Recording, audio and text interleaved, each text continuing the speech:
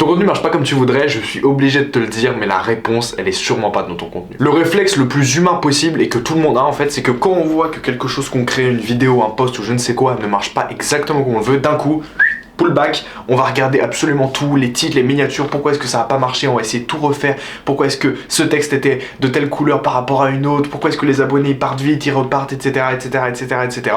On commence à analyser absolument chacun des détails de tout ce qu'on a pu faire. Et parfois, je vais te dire, t'as raison, il y a des choses à améliorer, il y en a toujours. De toute façon, à chaque fois que tu crées quelque chose, il y a des éléments à améliorer, ça c'est sûr. Mais la plupart du temps, et puis moi ce que j'observe au niveau de mon contenu, même du contenu avec les gens avec qui je peux travailler, c'est que le problème, il est en amont. Il est pas dans la vidéo en elle-même, ni le post en lui-même, il est dans ce qu'il y a derrière tout ça, dans ce qu'il y a avant tout ça. En fait, il faut que tu imagines la chose simplement. Quand toi, t'es en train de regarder une vidéo ou un post et que d'un coup, t'es captivé, que ça te fait ressentir des choses, que t'as limite envie d'aller voir ce que ce créateur ou telle personne a pu faire en plus par rapport à ça, ou a pu faire de différent par rapport à ça, je peux juste te le dire, t'es pas en train juste de regarder un bon contenu. Certes, il doit être bien fait, mais t'es juste en train de regarder un projet qui est clair, et c'est là la nuance. En fait, la clarté d'un projet, elle va transpirer à travers absolument tout, que ce soit le message, le ton, la façon dont tu le dis, la façon dont tu abordes, ta vision, les émotions que tu transmets, et même ce que tu décides de rejeter, de ne pas dire, de mettre de côté. Et ce qu'il faut aussi comprendre, c'est qu'à l'inverse, quand un projet il est pas clair, et bah ça transpire aussi. En fait, il faut se dire que les gens, ils peuvent le sentir comme toi et moi,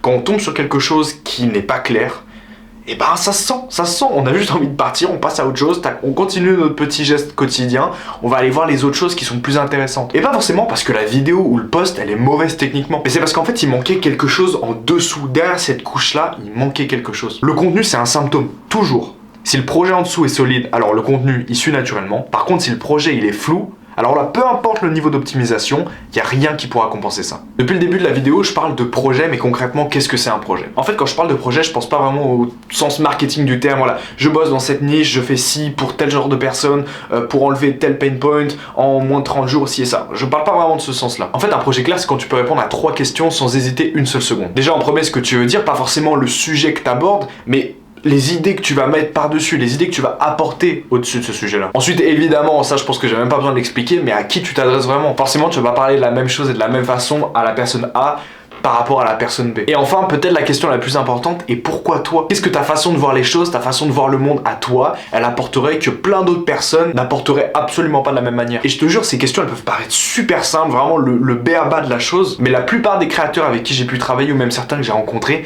même après des années à faire ça jour après jour, il y a toujours des moments où ils n'arrivent pas à répondre à ces questions-là, parce que c'est pas clair. Il y a toujours ce flou-là, et je suis obligé de le dire comme ça, mais ce flou-là, un jour, il va finir par se voir. Que ce soit au début ou même à la fin, ça va se voir à un moment. Donc si on peut l'éviter, on est d'accord qu'on va pas se plaindre. Maintenant, par rapport au début de la vidéo, j'avais vraiment dit que le réflexe de base, c'est d'essayer de retravailler nos miniatures, retravailler nos textes, retravailler nos effets pour vraiment essayer d'améliorer le contenu. Mais il y a une raison pour laquelle on préfère généralement travailler sur le contenu plutôt que travailler sur ce qu'il y a derrière, ce qu'il y a en amont de ce contenu. Déjà, que ce soit ultra simple, travailler genre techniquement le contenu c'est hyper tangible. Comme on l'a dit, tu peux changer des miniatures, tu peux changer des textes, tu peux changer des musiques, tu peux changer des effets, tu peux changer ton hook, tu peux changer en fait toutes ces choses là. Mais par contre, travailler sur ce qu'il y a derrière, sur ce qu'il y a en amont de ce projet là, là c'est plus inconfortable, là c'est pas la même histoire. Parce qu'en fait ça va te demander de te poser des questions énormes sur toi, sur ce que tu as envie de montrer, sur les messages que tu as envie de transmettre, les émotions que tu veux transmettre, la place que tu veux occuper, quelle vision tu veux partager, ce que tu veux que ton contenu